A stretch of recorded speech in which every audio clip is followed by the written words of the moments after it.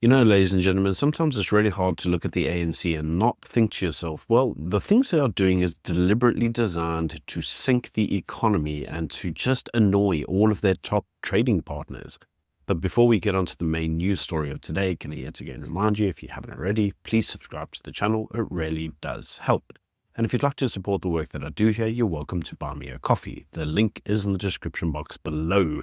So let's get on to the main news story, and that is that Cyril Ramaphosa has embarked on a high-stakes state visit to Switzerland, all part of a broader diplomatic charm offensive aimed at rebooting South Africa's international image and attracting fresh investment amid sluggish growth and record unemployment.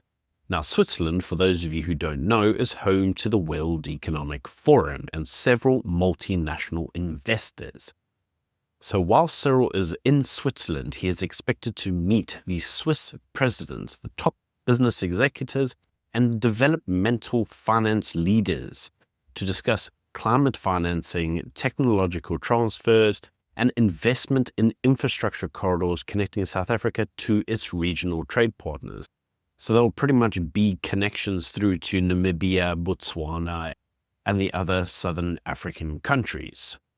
Now, the reason for this is that Pretoria still has a desire to reposition itself as a gateway for sustainable trade and renewable investment on the African continent, specifically in terms of lithium, green hydrogen, and platinum group metals. Now, the reason for this is because, well, no one's looking at South Africa as a favorable investment destination anymore. And they can see that a lot of the opportunities are going through to other countries such as Namibia and Botswana. And, well, over the long term, South Africa will lose out. Now, many economists note the timing with domestic instability and uncertainty around South Africa's sovereign credit outlook. And that's because we've just come off the grade listing and South Africa is hoping that we'll get a credit upgrade. But the problem is you can't really get a credit upgrade if nobody actually looks at your country as a place that you actually want to invest in. And the problem is that the country's policy direction after years of stagnation, the energy blackouts, and government crises is just not very good. No one has real faith in South Africa. Now, you know what everybody really wants to know, and that is what is happening in terms of the US-South Africa trade tariffs. Well, Cyril Ramaphosa has been asked what's going on, and he says that there are delays in finalizing the new US trade agreements, and he says that a deal could come tomorrow, next week, or next month. And he says that this reflects the ongoing uncertainty and the cautious optimism around South Africa's future underneath AGOA. Now, I've got to say that the way that he phrased this, I did read it and think there's a real degree of callousness. There's almost a degree of uncaringness. There are numerous businesses that are really suffering underneath these tariffs. And he's just like, yeah, we'll do them when we do them. In any case, these negotiations have been going on for months as Washington reviews AGOA eligibility amid South Africa's close relations with Russia and China within BRICS. Now, the existing AGOA framework allows South Africa to export in key areas such as automotives, citrus, wine, and steel. All of these are allowed to enter the US duty-free. And as you know, losing access to this market has cost thousands of jobs in export-dependent industries. Now, Ramaphosa has emphasized that his government is working tirelessly to strengthen ties and is confident that common ground will be found with both the current US administration and potentially a future Trump presidency or whoever follows on from Trump. Now, Pretoria suggests that it has been lobbying both Republicans and Democratic networks. And they say they've been doing this in order to try get some form of agreement with Washington going. Because, as they say, America remains a reliable trade partner. And despite ideological friction over the global alignments of the US and how the US is positioning itself, South Africa still feels that the US is important. But you know who doesn't feel the US is important? Well, that would be the ANC's Deputy President, Paul Mashatile, also the Deputy President of the country, because the ANC made it that way. Well, the deputy president has added fuel to the fire, the diplomatic narrative, and he's declared that South Africa would not beg Donald Trump for favorable treatment, emphasizing what he describes as national dignity and foreign policy independence. Now, got to say, you go from one respect saying America is a really important trade partner, we need to bend over, we need to do this deal, and then pause like, nah, America can footsack. Like, this is the schizo nature of the ANC. Now, he was speaking ahead of the 2026 US election, because there will be midterm elections. And Mashatile's comments signal Pretoria's readiness to stand its ground even if Washington shifts towards protectionism and punitive trade measures. So he's saying he won't negotiate any of his principles and he doesn't care how bad things get in South Africa. And it's always the same with the ANC cadres, because they're not the ones that are going to feel it. They'll just steal more of your taxes and they'll just self-enrich. So they don't have to really worry how it affects the rest of the population. And they certainly don't have to worry how it affects businesses, because they don't run businesses. Their business is looting the fiscus. Now, Paul Mashatile argued that while South Africa values its trade relationships with Western powers, it must act in its own national interest. And he says that balancing US economic ties with BRICS commitments to China, Russia, and India are important. And you see, the key thing is that nobody's telling Paul that he can't balance these things. The national interests are, well, BEE, because America doesn't like BEE. And we're going to talk about BEE in a minute. Now, his statement also reflects frustration inside the ANC in what they perceive as conditional diplomacy from Washington, pressure to distance from Russia or Iran in exchange for trade benefits. All this on the same day that Russia has been launching nuclear test missiles in a show of force to the West. Now, that's who we're supposedly wanting to side with. That and Iran, a regime that funds terrorism around the world.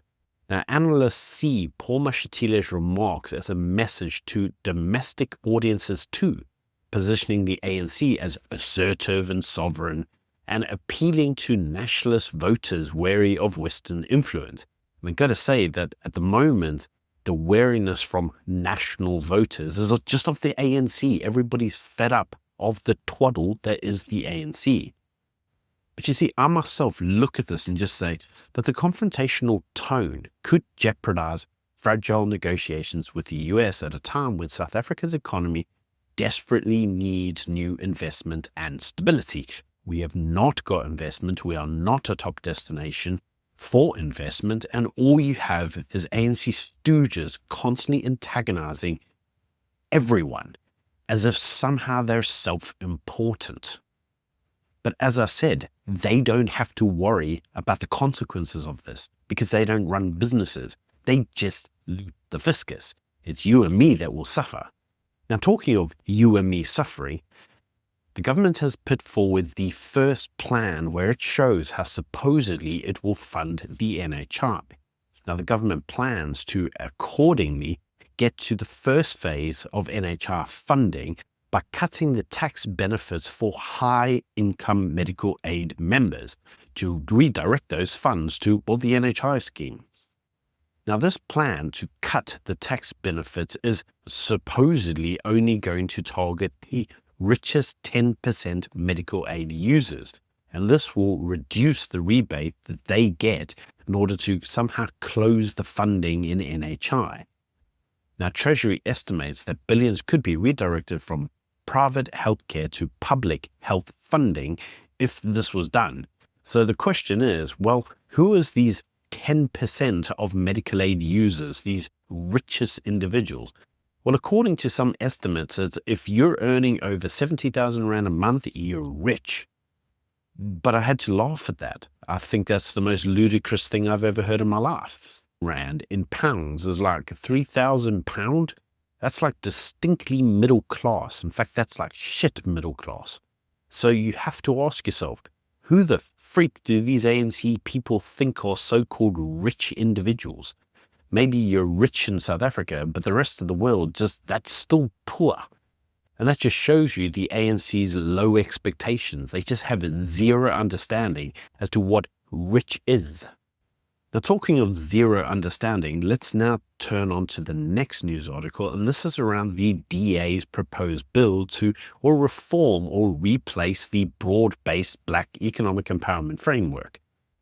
Now, this new bill that the DA is proposing has been thoroughly rejected by the ANC, who are now calling it anti-transformational, and they are reaffirming that BEE remains non-negotiable in government policy. So the DA has hit back and accusing the ANC of using BEE as a mechanism to enrich party elites rather than empower communities, saying that BEE made ANC elites rich. 100% correct, and we've seen all the data around this. But I've said this numerous times, and the DA really needs to take this to heart. You will not get chickens to vote for KFC. The ANC will never agree to let go of BEE when it has enriched every single one of the ANC cadres. It's not in their interest. Now, opposition parties all argue that the current system benefits politically connected individuals and fuels corruption whilst doing little to uplift the broader Black population. This is all true. We saw it in the Zondo Commission. Zondo himself said that BEE was one of the key policies that enabled state capture. Now, the entire clash underscores how economic reform and empowerment remain central ideological battles ahead of the 2026 elections. Because you see, the problem is that ANC will never reform, because reforming means less control for the ANC. Less control for the ANC means less money to loot, which means they will not be able to self-enrich. The ANC is never going to go for this. In any case, these are just my views. Do let me know what you think in the comment section below. I must admit, the entire debacle with these trade tariffs and the way that the ANC appears to be playing games with its trade partners just boggles the mind. And at this point, for me personally, I can only but think that the ANC is doing this deliberately to annoy America. Why? I don't know. Anyway, let me know what you think as to why in the comments. And until tomorrow, bye.